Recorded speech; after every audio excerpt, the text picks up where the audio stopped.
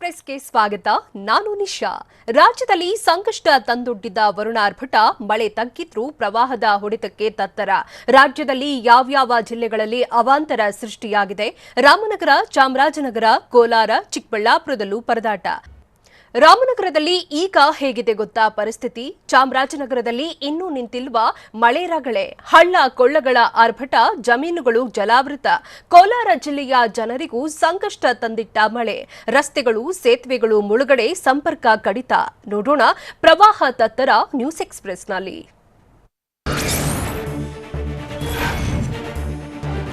ರಾಮನಗರ ಜಿಲ್ಲೆಯಲ್ಲಿ ಮಳೆಯ ಅವಾಂತರ ಮುಂದುವರೆದಿದ್ದು ಜನಜೀವನ ಅಸ್ತವ್ಯಸ್ತಗೊಂಡಿದೆ. ರಾಮನಗರ ಜಿಲ್ಲೆ ಚನ್ನಪಟ್ಟಣದ ತಟ್ಟೆಕೆರೆ ಗ್ರಾಮದ ಸರ್ಕಾರಿ ಶಾಲೆ ಮಳೆಯಿಂದಾಗಿ ಜಲಾವೃತಗೊಂಡಿದೆ. ತಟ್ಟೆಕೆರೆಯ ಸರ್ಕಾರಿ ಹಿರಿಯ ಪ್ರಾಥಮಿಕ ಶಾಲೆ ಆವರಣದೊಳಗೆ ನೀರು ತುಂಬಿಕೊಂಡಿದ್ದು ಮಳೆ ನೀರಿನಿಂದಾಗಿ ಸಂಪೂರ್ಣ ಶಾಲೆ ಕೆಸರುಮಯವಾಗಿರುವ ದೃಶ್ಯ ಕಂಡುಬರ್ತಿದೆ.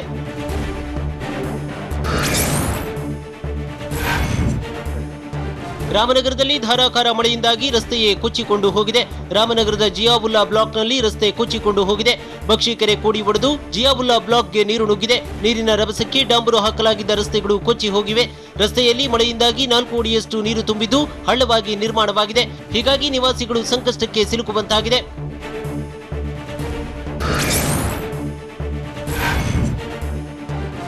ವಿಜಯನಗರ ಜಿಲ್ಲೆಯಲ್ಲೂ ಮಳೆ ಆರ್ಭಟ ಮುಂದುವರೆದಿದೆ. ಹರಪನಹಳ್ಳಿ ತಾಲೂಕಿನ ಶಿಂಗ್ರಿಹಳ್ಳಿಯಲ್ಲಿ ಗ್ರಾಮಕ್ಕೆ ವರುಣ ಜಲದಿಗ್ಬಂಧನ ವಿಧಿಸಿದ್ದಾನೆ.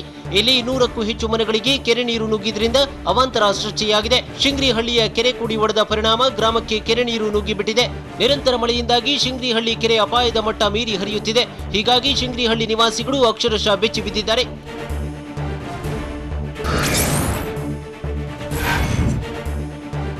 ಚಾಮರಾಜನಗರದಲ್ಲಿ ಗಣೇಶ ಹಬ್ಬದ ಸಂಭ್ರಮ ಮಳೆಯಿಂದಾಗಿ ಹಾಳಾಗಿದೆ.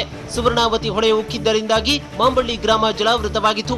ಸದ್ಯ ನೀರಿನ ಪ್ರಮಾಣ ಕಡಿಮೆಯಾಗಿದ್ದು ಮನೆಯ ಸ್ವಚ್ಛತಾ ಕಾರ್ಯದಲ್ಲಿ ಗ್ರಾಮಸ್ಥರು ತೊಡಗಿದ್ದಾರೆ. ಪ್ರವಾಹದಿಂದಾಗಿ 10ಕ್ಕೂ ಹೆಚ್ಚು ಮನೆಗಳ ಗೋಡೆ ಕುಸಿತವಾಗಿದೆ. ಹಲವರು ಸೂರು ಕಳೆದುಕೊಂಡು ಅಕ್ಷರಶಃ ಬೀದಿಗೆ ಬಿದ್ದಿದ್ದಾರೆ. ಕಳೆದ ರಾತ್ರಿ ಕೊಂಚ ಮಳೆ ಬಿಡುವು ಕೊಟ್ಟಿದ್ದರಿಂದ ನೀರು ತುಂಬಿದ ಏರಿಯಾಗಳಲ್ಲಿ ಪ್ರವಾಹ ಆತಂಕ ಕಡಿಮೆಯಾಗಿದೆ.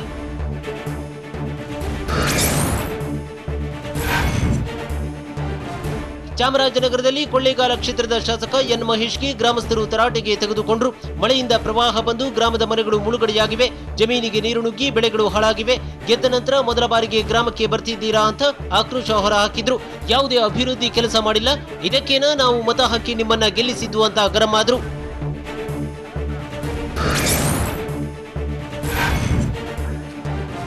ಗದಗ ಜಿಲ್ಲೆಯಲ್ಲಿ ಮಳೆಯಿಂದಾಗಿ ಅವಾಂತರಗಳ ಸುರಿಮಳೆಯೇ ಆಗಿದೆ. ಮಹಾಮಳೆ ಆರ್ಭಟಕ್ಕೆ ನರಗುಂದ ತಾಲೂಕಿನ ಯಾವಗಲ್ ಬಳಿ ಸೇತುವೆ ಮುಳುಗಡೆಯಾಗಿದೆ. ಬೆಣ್ಣೆಹಳ್ಳದ ಆರ್ಭಟಕ್ಕೆ ಸೇತುವೆ ಮುಳುಗಡೆಯಾಗಿದ್ದು ರೋಣ ನರಗುಂದ ಸಂಪರ್ಕ ಕಡಿತಗೊಂಡಿದೆ. ಅಪಾಯ ಲೆಕ್ಕಿಸದೆ ಸೇತುವೆ ಮೇಲೆಯೇ ವಾಹನ ಸಂಚಾರ ಮಾಡಲಾಗುತ್ತಿದೆ. ಬೆಣ್ಣೆಹಳ್ಳ ಅಕ್ಕಪಕ್ಕದ ಜಮೀನಿಗೆ ನೀರು ನುಗ್ಗಿದ್ದು ಬೆಳೆ ಹಾನಿ ಕೂಡ ಸಂಭವಿಸಿದೆ. ಇದರಿಂದಾಗಿ ಅನ್ನದಾತರು ಕಣ್ಣೀರಿಡುತ್ತಿದ್ದಾರೆ.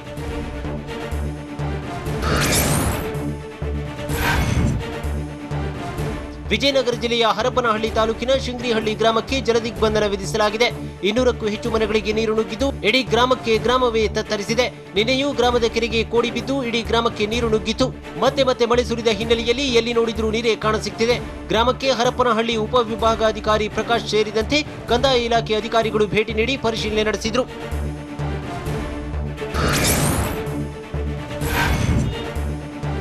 ಕೋಲಾರದಲ್ಲಿ ನಿರಂತರ ಮಳೆಯಿಂದಾಗಿ ಹಲವೆಡೆ ಸಾಕಷ್ಟು ಅವಾಂತರ ಸೃಷ್ಟಿಯಾಗಿದೆ. ಹೋಳೂರು ಗ್ರಾಮದ ಬಳಿ 10 ಎಕರೆ ಜಮೀನುಗಳು ಮುಳುಗಡೆಯಾಗಿವೆ. ಹೋಳೂರು ಬೆಳ್ಳಂಬರಿ ಗ್ರಾಮಕ್ಕೆ ರಸ್ತೆ ಸಂಪರ್ಕ ಕೂಡ ಬಂದಾಗಿದೆ. ಅವೈಜ್ಞಾನಿಕ ಚೆಕ್ ಡ್ಯಾಂ ನಿರ್ಮಾಣದಿಂದಾಗಿ ಜನರು ಇನ್ನಿಲ್ಲದಂತೆ ಪರದಾಡುತ್ತಿದ್ದಾರೆ. ಸುಮಾರು ಅರ್ಧ ಕಿಲೋಮೀಟರ್ನಷ್ಟು ದೂರ ರಸ್ತೆ ಮೇಲೆ ನೀರು ಹರಿಯುತ್ತಿದ್ದು ನಿತ್ಯ ನಗರಕ್ಕೆ ಓಡಾಡುವ ಜನರು ಪರದಾಡುತ್ತಿದ್ದಾರೆ.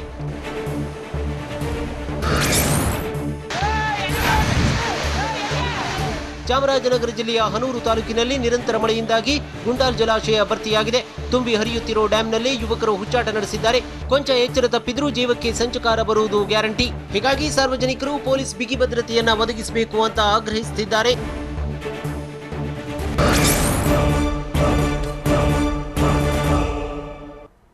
ಬೆಂಗಳೂರಲ್ಲಿ ಮಳೆ ಕಡಿಮೆಯಾದರೂ ನಿಲ್ಲದ ಅವಾಂತರ. ಬೆಂಗಳೂರಿನಲ್ಲೂ ಗಣೇಶ ಹಬ್ಬಕ್ಕೆ ಮಳೆಯ ಕಂಟಕ. ಹಬ್ಬದ ದಿನವೇ ಕೊಚ್ಚಿ ಹೋಯಿತು ಬದುಕು, ಪರದಾಟ. ನಾಳೆ ಮಳೆ ಹಾನಿ ವೀಕ್ಷಿಸಲಿರುವ ಸಿಎಂ. ವಿಜಯನಗರ ಜಿಲ್ಲೆಯಲ್ಲಿ ಜಲದಾಳಿ, ಅನಾಂತರ ಆಯ್ತಾ? ನೋಡೋಣ ಅವಾಂತರಗಳ ಸುರಿಮಳೆ ನ್ಯೂಸ್ ಎಕ್ಸ್‌ಪ್ರೆಸ್‌ನಲ್ಲಿ. ಬೆಂಗಳೂರಿನ ಮಾರತ್ಹಳ್ಳಿಯಲ್ಲಿ ಮಳೆಯಿಂದಾಗಿ ಸಾಕಷ್ಟು ಅವಾಂತರ ಸೃಷ್ಟಿಯಾಗಿದೆ. ರಾಜಕಾಲುವೆ ಮುಚ್ಚಿದ್ದಕ್ಕೆ ನಡು ರಸ್ತೆಗೆ ಮಳೆ ನೀರು ನುಗ್ಗಿದೆ. ಮಾರತ್ಹಳ್ಳಿಯ ಇಕೋಸ್ಪೇಸ್ ಬಳಿಯ ಮುಖ್ಯ ರಸ್ತೆ ಜಲಾವೃತಗೊಂಡಿದೆ. ಕೈಗೊಂಡನಹಳ್ಳಿ ಸರ್ಜಾಪುರ ಕೆರೆಗಳ ನೀರು ರಸ್ತೆಯಲ್ಲಿ ರಭಸವಾಗಿ ಹರಿದು ಬರ್ತಿದೆ. ಹೀಗಾಗಿ Marathahalli Sarjapur outer ring road ಸಂಪೂರ್ಣ ಜಲಾವೃತಗೊಂಡಿದ್ದು ಸವಾರರು ಪರದಾಡ್ತಿದ್ದಾರೆ.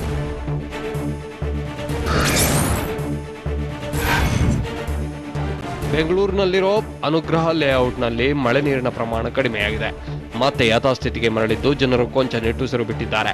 ಮಳೆ ನೀರಿನಿಂದಾಗಿ ಇಡೀ ಅನುಗ್ರಹ ಬಡಾವಣೆ ನಿನ್ನೆ ಜಲಾವೃತಗೊಂಡು ನಿವಾಸಿಗಳು ಇನ್ನಿಲ್ಲದಂತೆ ಪರದಾಡಿದ್ರು. ಪ್ರತಿ ಬಾರಿಯೂ ಮಳೆ ಬಂದಾಗಲೂ ಲೇಔಟ್ಗೆ ಜಲದಿಗ್ಬಂಧನ ಉಂಟಾಗುತ್ತೆ. ಆದರೆ ಮಳೆ ಬಂದು 24 ಗಂಟೆಯಲ್ಲೇ ಮಳೆ ನೀರು ಖಾಲಿಯಾಗಿದ್ದು ಯಥಾಸ್ಥಿತಿಗೆ ಮರಳಿದೆ. ಮತ್ತೆ ಮಳೆ ಬಂದ್ರೆ ಏನು ಮಾಡೋದು ಅಂತ ಜನ ಆತಂಕದಲ್ಲೇ ಕಾಲ ಕಳೆಯುತ್ತಿದ್ದಾರೆ.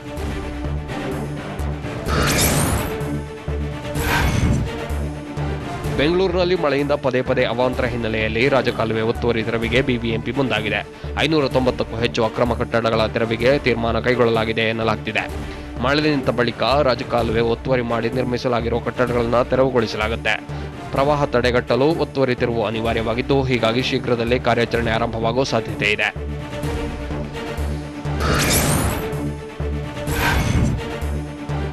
ರಾಜಧಾನಿ ಬೆಂಗಳೂರಿನಲ್ಲಿ ಹಲವೆಡೆ ಮಳೆಯಿಂದಾಗಿ ಸಾಕಷ್ಟು ಕಡೆ ಅವಾಂತರ ಸೃಷ್ಟಿಯಾಗಿದೆ. ಮನೆಗಳಿಗೆ ಲೇಔಟ್ಗಳಿಗೆ ನೀರು ನುಗ್ಗಿ ಜನರು ಪರದಾಡುವಂತಾಗಿದೆ.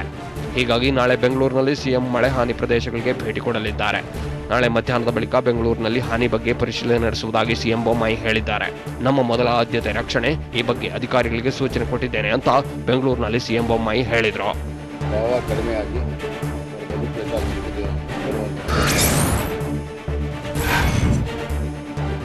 ಬೆಂಗಳೂರು ಗ್ರಾಮಾಂತರ ಜಿಲ್ಲೆಯಲ್ಲಿ ಮಳೆಯ ಅಬ್ಬರ ಜೋರಾಗಿದೆ. ಹೀಗಾಗಿ ಕಾಲುವೆಗಳು ಉಕ್ಕಿ ಹರಿಯುತ್ತಿವೆ.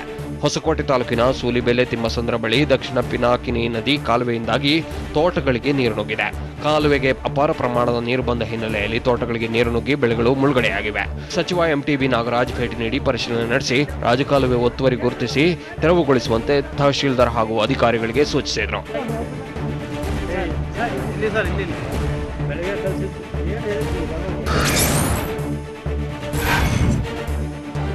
ಕಳೆದ 2 ದಿನದಿಂದ ಬಿದ್ದ ಭಾರೀ ಮಳೆಗೆ ಕೆರೆಗಳು ಭರ್ತಿಯಾಗಿವೆ.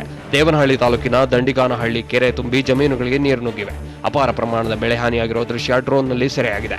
ದಂಡಿಗಾನಹಳ್ಳಿ ಗ್ರಾಮದ ಜಮೀನುಗಳು ನದಿಯಂತಾಗಿವೆ. ಮಂಜು ಅನ್ನೋರಿಗೆ ಸೇರಿದ ಬೆಳೆಗಳು ಹಾನಿಯಾಗಿವೆ. ಕೆರೆ ತುಂಬಿದ ಖುಷಿ ಒಂದ್ ಕಡೆ ಆದರೆ ಮತ್ತೊಂದು ಕಡೆ ಅಪಾರ ಬೆಳೆ ನಷ್ಟವಾಗಿದೆ.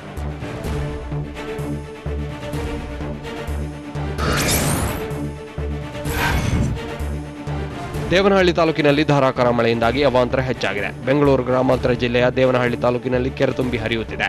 ಇದರಿಂದಾಗಿ ಜಮೀನುಗಳು ಹಾಗೂ ಬಡಾವಣೆಗಳು ಕೆರೆ ನೀರು ನುಗ್ಗಿದ್ದು ಜಲಾವೃತಗೊಂಡಿದೆ. ವೆಂಕಟಗಿರಿ ಕೋಟೆಯಲ್ಲಿ ಕಾಲುವೆ, ರಸ್ತೆ, ಜಮೀನು ಮುಳುಗಡೆಯಾಗಿವೆ. ಇದರಿಂದ ಕೃಷಿ ಜಮೀನುಗಳಿಗೆ ತೆರಳುವುದಕ್ಕೆ ಆಗದೆ ರೈತರು ಪರದಾಡುವ ಸ್ಥಿತಿ ನಿರ್ಮಾಣವಾಗಿದೆ.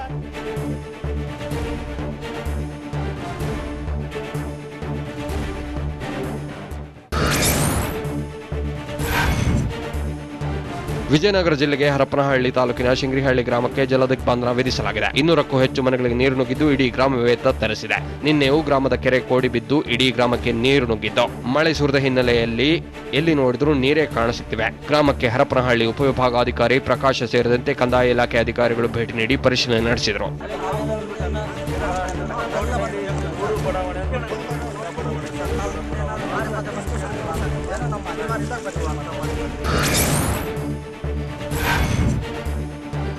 ಕೋಲಾರ ತಾಲೂಕಿನ ಕಾಕಿನತ್ತ ಗ್ರಾಮದಲ್ಲಿ ಮಳೆ ಬಿಗ್ ಶಾಕ್ ಕೊಟ್ಟಿದ್ದು ರೈತರು ಸಂಕಷ್ಟಕ್ಕೆ ಸಿಲುಕಿದ್ದಾರೆ. ಧಾರಾಕಾರ ಮಳೆಯಿಂದಾಗಿ ಚೆಂಡು ಮಲ್ಲಿಗೆ ಹೂವಿನ ತೋಟ ಸಂಪೂರ್ಣ ಜಲಾವೃತವಾಗಿದೆ. ಹೀಗಾಗಿ ತೋಟವನ್ನೇ ರೈತ ನಾಶಪಡಿಸಿದ್ದಾನೆ. ಲಕ್ಷಾಂತರ ರೂಪಾಯಿ ಬಂಡವಾಳ ಹಾಕಿ ಬೆಳೆದಿದ್ದ ಹೂವು ಮಳೆಗೆ ನಾಶವಾಗಿದೆ. ಹೀಗಾಗಿ ಹೂವಿನ ತೋಟವನ್ನೇ ರೈತ ಅಶೋಕ್ ನಾಶಪಡಿಸಿ ಆಕ್ರೋಶ ವ್ಯಕ್ತಪಡಿಸಿದರು.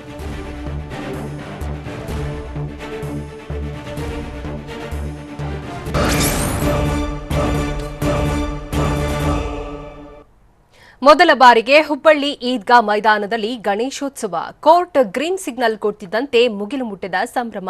ಬೆಳಗ್ಗೆಯಿಂದಲೇ ಹಿಂದೂ ಸಂಘಟನೆಗಳ ಸಡಗರ. ನೋಡೋಣ ಈದ್ಗಾ ಗಣೇಶೋತ್ಸವ ನ್ಯೂಸ್ ಎಕ್ಸ್‌ಪ್ರೆಸ್‌ನಲ್ಲಿ. ಐತಿಹಾಸಿಕ ಕ್ಷಣಕ್ಕೆ ಗಂಡು ಮೆಟ್ಟಿದ ನಾಡು ಹುಬ್ಬಳ್ಳಿ ಸಾಕ್ಷಿಯಾಗಿದೆ. ಹುಬ್ಬಳ್ಳಿಯ ಈದ್ಗಾ ಮೈದಾನದಲ್ಲಿ ಈ ಬಾರಿ ಗಣೇಶೋತ್ಸವವನ್ನ ಅದ್ದೂರಿಯಾಗಿ ಆಚರಣೆ ಮಾಡಲಾಗ್ತಿದೆ. ಈದ್ಗಾ ಮೈದಾನದಲ್ಲಿ ವಿಘ್ನ ನಿವಾರಕ ಗಣೇಶನನ್ನ ಪ್ರತಿಷ್ಠಾಪನೆ ಮಾಡಲಾಗಿದೆ. ಹೈಕೋರ್ಟ್ ಗ್ರೀನ್ ಸಿಗ್ನಲ್ ಕೊಡ್ತಿದ್ದಂತೆ ಇತಿಹಾಸದಲ್ಲೇ ಇದೇ ಮೊದಲ ಬಾರಿಗೆ ಈದ್ಗಾ ಮೈದಾನದಲ್ಲಿ ಗಣೇಶನನ್ನ ಪ್ರತಿಷ್ಠಾಪನೆ ಮಾಡಲಾಗಿದೆ.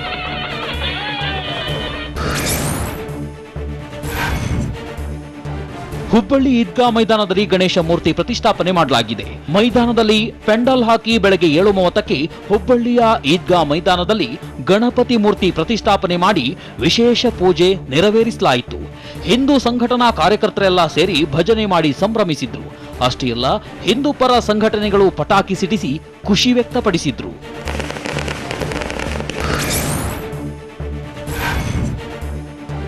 ಸರಳವಾಗಿ ಗಣೇಶ ಮೂರ್ತಿಯನ್ನ ಪ್ರತಿಷ್ಠಾಪನೆ ಮಾಡಲಾಗಿದ್ದು ಪೂಜೆಗಳು ನೆರವೇರುತ್ತಿವೆ. 4 ಅಡಿ ಎತ್ತರದ ಇಷ್ಟಾರ್ಥ ಸಿದ್ಧಿವಿನಾಯಕನ ಮೂರ್ತಿಯನ್ನ ಪ್ರತಿಷ್ಠಾಪನೆ ಮಾಡಲಾಗಿದೆ. ಚೆನ್ನಮ್ಮ ಗಜಾನನ ಉತ್ಸವ ಮಂಡಳಿಯಿಂದ ಗಣೇಶೋತ್ಸವ ಆಚರಣೆ ಮಾಡಲಾಗ್ತಿದೆ. ವಾದ್ಯ ಮೇಳಗಳೊಂದಿಗೆ ಗಣೇಶನ ಪೂಜೆ ನೆರವೇರಿಸಿ ವಿಘ್ನಗಳನ್ನ ದೂರ ಮಾಡುವಂತೆ ಪ್ರಾರ್ಥಿಸಲಾಯಿತು.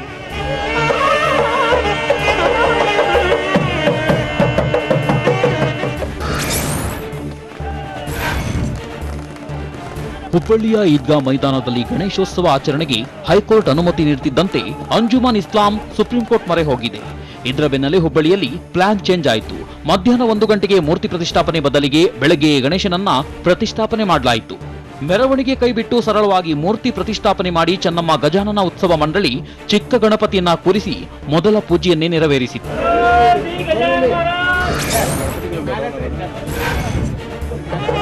ಹುಬ್ಬಳ್ಳಿಯ ಈದ್ಗಾ ಮೈದಾನದಲ್ಲಿ ಜೈ ಗಣೇಶ ಅನ್ನೋ ಮಂತ್ರಘೋಷ ಮೊಳಗುತ್ತಿದೆ. ಹುಬ್ಬಳ್ಳಿಯ ಈದ್ಗಾ ಮೈದಾನದಲ್ಲಿ ಗಣಪತಿಗೆ ಪೂಜೆಗಳು ಜೋರಾಗಿ ಜರುಗುತ್ತಿದ್ದು, ಶ್ರೀರಾಮ ಸೇನಾ ಸಂಸ್ಥಾಪಕ ಪ್ರಮೋದ್ ಮುತಾಲಿಕ್ ಭೇಟಿ ನೀಡಿ ಪೂಜೆ ಸಲ್ಲಿಸಿ ದರ್ಶನ ಪಡೆದರು. ಈ ವೇಳೆ ಮಾತನಾಡಿದ ಮುತಾಲಿಕ್, ನಮ್ಮ ಹೋರಾಟಕ್ಕೆ ನ್ಯಾಯ ಸಿಕ್ಕಿದೆ. ನ್ಯಾಯಾಲಯ ಮೂಲಕವೇ ಸಿಹಿ ಸಂಗತಿ ಸಿಕ್ಕಿದೆ. ವಿರೋಧಿಸಿದವರಿಗೆ ಚೀಮಾರಿ ಹಾಕಿದೆ. ಈ ಜಾಗ ಸರ್ಕಾರಕ್ಕೆ ಸೇರಿದೆ. ಇದೊಂದು ಐತಿಹಾಸಿಕ ದಿನ ಅಂತ ಹೇಳಿದ್ರು.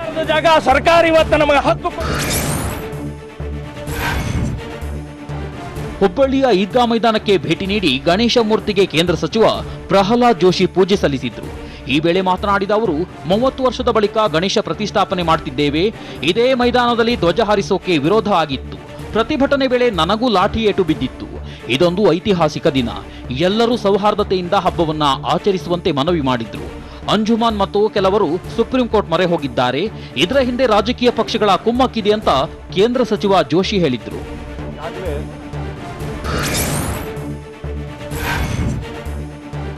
ಹುಬ್ಬಳ್ಳಿಯ ಈದ್ಗಾ ಮೈದಾನದಲ್ಲಿ ಅದ್ದೂರಿಯಾಗಿ ಗಣೇಶೋತ್ಸವ ಆಚರಣೆ ಮಾಡಲಾಗ್ತಿದೆ. ಈ ಹಿನ್ನೆಲೆಯಲ್ಲಿ ಮುಂಜಾಗ್ರತಾ ಕ್ರಮವಾಗಿ ಮೈದಾನದ ಬಳಿ ವ್ಯಾಪಕ ಪೊಲೀಸ್ ಬಂದೋಬಸ್ತ್ ಕೈಗೊಳ್ಳಲಾಗಿದೆ. ಆರ್ಪಿಎಫ್, ಕೆಎಸ್ಆರ್ಪಿ, ಪ್ಯಾರಾಮಿಲಿಟರಿ ಪಡೆಯನ್ನ ನಿಯೋಜಿಸಲಾಗಿದೆ. ಈದ್ಗಾ ಮೈದಾನ ಸೇರಿ ನಗರದಾದ್ಯಂತ 3000 ಪೊಲೀಸ್ ಸಿಬ್ಬಂದಿಯನ್ನ ಭದ್ರತೆಗಾಗಿ ನಿಯೋಜನೆ ಮಾಡಲಾಗಿದೆ.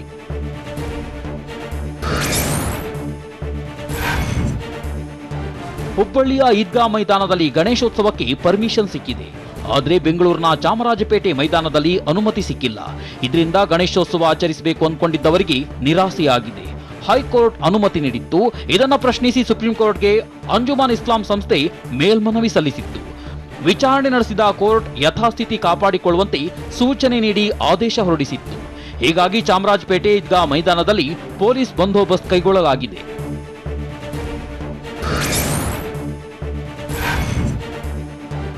ಚಾಮರಾಜಪೇಟೆ ಮೈದಾನ ಸಂಬಂಧ ಸುಪ್ರೀಂ ಕೋರ್ಟ್ ಆದೇಶ ಬರುವ ಮೊದಲೇ ಪೊಲೀಸ್ ಭದ್ರತೆ ಕೈಗೊಳ್ಳಲಾಗಿದೆ. ಇವತ್ತು ಕೂಡ ಈದ್ಗಾ ಮೈದಾನದಲ್ಲಿ ಭದ್ರತೆಯನ್ನ ಕೈಗೊಂಡಿದ್ದೇವೆ ಅಂದ್ರು. ಅಷ್ಟೇ ಅಲ್ಲ, ಎಲ್ಲವೂ ಶಾಂತಿಯುತವಾಗಿದೆ. ಯಾವುದೇ ಅಹಿತಕರ ಘಟನೆ ನಡೆದಿಲ್ಲ ಅಂತ ಚಾಮರಾಜಪೇಟೆ ಮೈದಾನದಲ್ಲಿ ಡಿಸಿಪಿ ಲಕ್ಷ್ಮಣ್ ನಿಂಬರಗಿ ಮಾಹಿತಿ ನೀಡಿದ್ರು.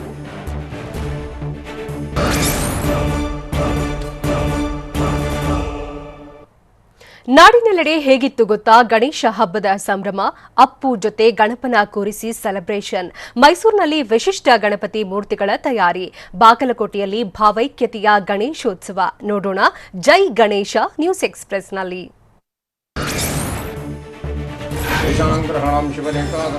ಮಾಜಿ ಪ್ರಧಾನಿ ಎಚ್ಡಿ ದೇವೇಗೌಡ ನಿವಾಸದಲ್ಲಿ ಗಣೇಶೋತ್ಸವ ಆಚರಣೆ ಮಾಡಲಾಯಿತು. ಬೆಂಗಳೂರಿನ ಪದ್ಮನಾಭನಗರದ ನಿವಾಸದಲ್ಲಿ ವಿಘ್ನ ನಿವಾರಕ ಗಣೇಶನಿಗೆ ದೇವೇಗೌಡರು ವಿಶೇಷ ಪೂಜೆ ಸಲ್ಲಿಸಿದರು.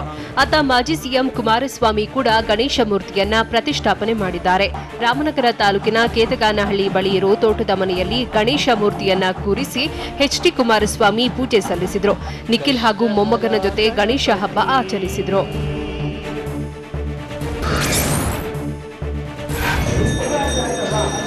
ಉತ್ತರ ಕನ್ನಡ ಜಿಲ್ಲೆಯ ಹೊನ್ನಾವರ ತಾಲೂಕಿನ ಇಡಗುಂಜಿಯ ಮಹಾಗಣಪತಿಗೆ ವಿಶೇಷ ಪೂಜೆ ಸಲ್ಲಿಸಲಾಯಿತು. ಗಣೇಶ ಚತುರ್ಥಿ ಹಿನ್ನೆಲೆಯಲ್ಲಿ ಐತಿಹಾಸಿಕ ಪ್ರಸಿದ್ಧ ಗಣಪನಿಗೆ ಪೂಜೆ ಸಲ್ಲಿಸಲಾಗುತ್ತಿದ್ದು, ಗಣಪನ ದರ್ಶನ ಭಕ್ತ ಸಾಗರವೇ ಹರಿದು ಬರುತ್ತಿದೆ. ದೇವಸ್ಥಾನದ ಮುಂದೆ 3 ರಿಂದ 4 ಕಿಲೋಮೀಟರ್ವರೆಗೂ ಭಕ್ತರು ಸಾಲುಗಟ್ಟಿ ನಿಂತಿರೋ ದೃಶ್ಯ ಕಂಡುಬಂತು. ಸುಮಾರು 2000 ವರ್ಷಗಳ ಇತಿಹಾಸವನ್ನ ಈ ದೇವಸ್ಥಾನ ಹೊಂದಿದೆ ಅಂತ ಹೇಳಲಾಗುತ್ತಿದೆ.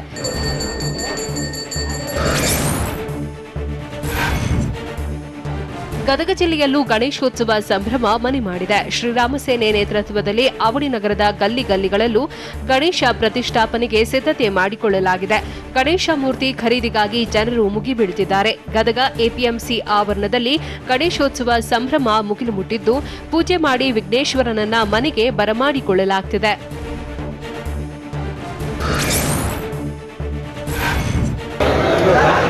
ಬೆಂಗಳೂರಿನ ಐತಿಹಾಸಿಕ ದೊಡ್ಡ ಗಣಪತಿ ದೇವಸ್ಥಾನದಲ್ಲೂ ವಿಶೇಷ ಪೂಜೆಗಳು ನೆರವೇರುತ್ತಿವೆ.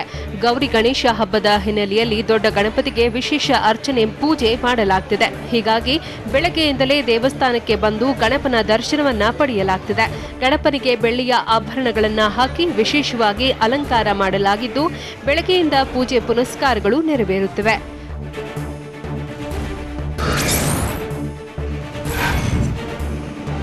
ಮಂಡ್ಯದಲ್ಲಿ ಬೆಲ್ಲದ ಗಣಪನಿಗೆ ಫುಲ್ ಡಿಮ್ಯಾಂಡ್ ಬಂದಿದೆ. ವಿನೂತನವಾಗಿ ಪರಿಸರ ಸ್ನೇಹಿ ಗಣಪನ ತಯಾರಿಕೆಯಲ್ಲಿ ವಿಕಸನ ಸಂಸ್ಥೆ ಮುಂದಾಗಿದೆ. ಕೃಷಿ ಇಲಾಖೆ ಹಾಗೂ ವಿಕಸನ ಸಂಸ್ಥೆಯಡಿ ಬೆಲ್ಲದ ಗಣಪನ ಮೂರ್ತಿಗಳು ತಯಾರಾಗಿವೆ. ಇಕೋ ಫ್ರೆಂಡ್ಲಿ ವಿಘ್ನೇಶನನ್ನ ಕೊಂಡುಕೊಳ್ಳಲು ಜನರು ಮುಗಿಬಿದ್ದಿದ್ದಾರೆ. ಬೆಲ್ಲದ ಅಚ್ಚಿನಿಂದ ತಯಾರಿಸಲಾಗಿದ್ದು 100 ಫೀಟ್ ರಸ್ತೆಯಲ್ಲಿ ಗೌರಿ ಗಣೇಶ ಮೂರ್ತಿಗಳನ್ನ ಮಾರಾಟ ಮಾಡಲಾಗುತ್ತಿದೆ.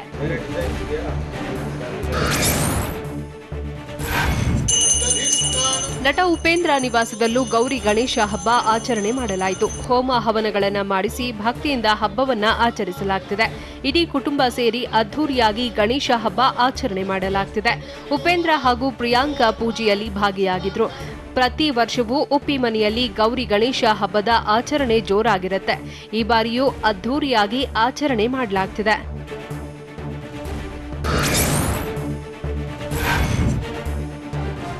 ಚಾಮರಾಜನಗರದಲ್ಲಿ ಭಾವೈಕ್ಯತೆಯ ಗಣೇಶೋತ್ಸವ ಆಚರಣೆ ಮಾಡಲಾಯಿತು. ಶ್ರೀ ವಿದ್ಯಾಗಣಪತಿ ಮಂಡಳಿಯಿಂದ ರಥದ ಬೀದಿಯಲ್ಲಿ ಗಣೇಶ ಮೂರ್ತಿ ಪ್ರತಿಷ್ಠಾಪನೆ ಮಾಡಿದ್ರು. ಸಾವರ್ಕರ್, ಬಾಲಗಂಗಾಧರನಾಥ ತಿಲಕ್ರ ಫ್ಲೆಕ್ಸ್ ಅಳವಡಿಕೆ ಮಾಡಿದ್ರು. ಗಣೇಶ ಮೂರ್ತಿಗೆ ವಿಶೇಷ ಪೂಜೆ ಸಲ್ಲಿಸಿದ್ರು. ಮುಸ್ಲಿಂ ಮುಖಂಡರು ಕೂಡ ಭಾಗಿಯಾಗಿದ್ದು ಸಾಮರಸ್ಯ ಸಂದೇಶ ಸಾರಲಾಯಿತು. ಯಾವುದೇ ಅಹಿತಕರ ಘಟನೆ ನಡೆಯದಂತೆ ಪೊಲೀಸರು ಭದ್ರತೆ ಕೈಗೊಂಡಿದ್ರು.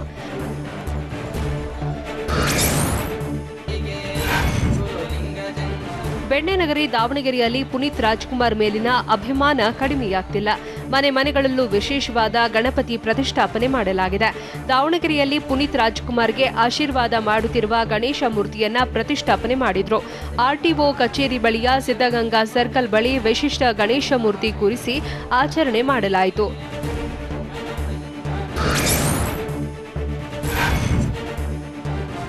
ಹಾಸನ ನಗರದ ಗೌರಿಕೊಪ್ಪಲಿನಲ್ಲಿ ಶ್ರೀ ವಿನಾಯಕ ಗೆಳೆಯರ ಬಳಗದಿಂದ ವಿಶೇಷವಾಗಿ ಗಣಪತಿ ಹಬ್ಬ ಆಚರಿಸಲಾಯಿತು.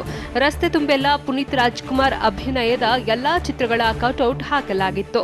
40ಕ್ಕೂ ಹೆಚ್ಚು ಪುನೀತ್ ಕಟೌಟ್, ಗಣಪತಿ, ಗೌರಿ ಮೂರ್ತಿಗಳ ಹಿಂದೆ ಪುನೀತ್ ಭಾವಚಿತ್ರಗಳನ್ನು ಇಟ್ಟು ರಾಜರತ್ನಗೆ ವಿಶೇಷವಾಗಿ ಅಭಿಮಾನಿಗಳು ನಮಿಸಿದ್ರು.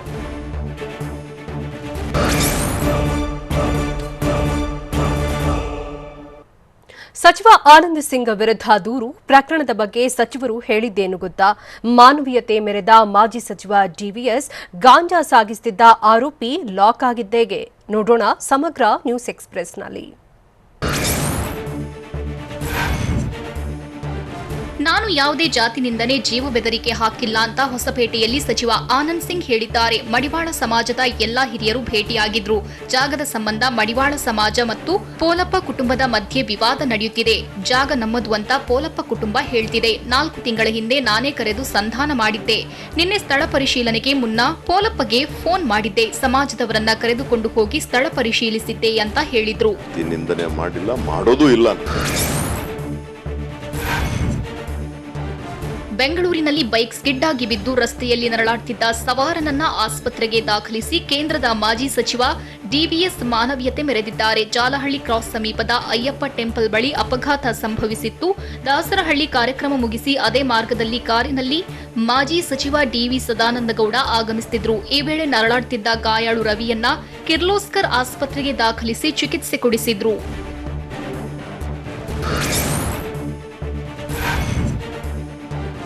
ಮೈಸೂರಿನ ವಿವಿಪುರಂ ಪೊಲೀಸ್ ಠಾಣಾ ವ್ಯಾಪ್ತಿಯಲ್ಲಿ ಅಪ್ರಾಪ್ತೆ ಮೇಲೆ ಅತ್ಯಾಚಾರ ನಡೆಸಿರೋ ಆರೋಪ ಕೇಳಿಬಂದಿದೆ. ಇಬ್ಬರು ಯುವಕರು 9 ವರ್ಷದ ಬಾಲಕಿ ಮೇಲೆ ಪೈಶಾಚಿಕ ಕೃತ್ಯ ಎಸಗಿದ್ದು, ಬಾಲಕಿ ಅನಾರೋಗ್ಯಕ್ಕೆ ಒಳಗಾದಾಗ ಘಟನೆ ಬೆಳಕಿಗೆ ಬಂದಿದೆ. ಜ್ವರದಿಂದ ಬಳಲ್ತಿದ್ದ ಬಾಲಕಿಗೆ ಖಾಸಗಿ ಆಸ್ಪತ್ರೆಗೆ ದಾಖಲಿಸಿ ಚಿಕಿತ್ಸೆ ಕೊಡಿಸಲಾಗುತ್ತಿದೆ. ಸದ್ಯ ಲೈಂಗಿಕ ದೌರ್ಜನ್ಯವೆಸಗಿದ್ದಾರೆ ಎನ್ನಲಾದ ಆರೋಪಿಗಳಿಗಾಗಿ ಪೊಲೀಸರು ಶೋಧ ಕಾರ್ಯ ನಡೆಸುತ್ತಿದ್ದಾರೆ.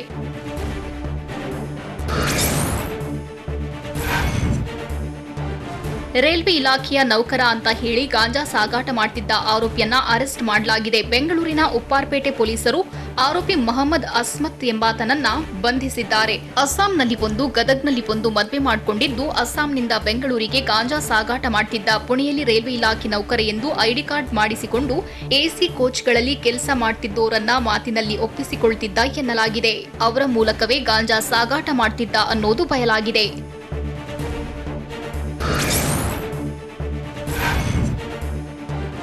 ಬೀದರ್ ನಗರದಲ್ಲಿರೋ ಕುಂಬಾರವಾಡಿ ನಗರ ಪ್ರಾಥಮಿಕ ಆರೋಗ್ಯ ಕೇಂದ್ರದಲ್ಲಿ ರೋಗಿಗಳು ಪರದಾಡ್ತಿದ್ದಾರೆ. ಆಸ್ಪತ್ರೆಯಲ್ಲಿ ವೈದ್ಯರಿಲ್ಲದೆ ನಿತ್ಯ ರೋಗಿಗಳು ನರಕಯಾತನೆ ಅನುಭವಿಸುತ್ತಿದ್ದಾರೆ ಎನ್ನುವ ಆರೋಪ ಕೇಳಿಬರ್ತಿದೆ. ಮಧ್ಯಾಹ್ನವಾದರೂ ಆಸ್ಪತ್ರೆಗೆ ಯಾರೊಬ್ಬ ಡಾಕ್ಟರ್ಗಳು ಬರೋದಿಲ್ವಂತೆ. ವೈದ್ಯರಿಗಾಗಿಯೇ ಮಕ್ಕಳು, ವೃದ್ಧರು ಕಾದು ಕಾದು ಸುಸ್ತಾಗ್ತಿದ್ದಾರೆ. ಬೆಳಗ್ಗೆಯಿಂದ ಪ್ರಾಥಮಿಕ ಆರೋಗ್ಯ ಕೇಂದ್ರಕ್ಕೆ ಬಂದು ಅದೆಷ್ಟು ರೋಗಿಗಳು ವಾಪಸ್ ಹೋಗ್ತಿದ್ದಾರಂತೆ. ಸರ್ಕಾರಿ ಆಸ್ಪತ್ರೆಯಲ್ಲೇ ವೈದ್ಯರಿಲ್ಲ ಅಂತ ಆಕ್ರೋಶ ಹೊರಹಾಕಿದ್ರು.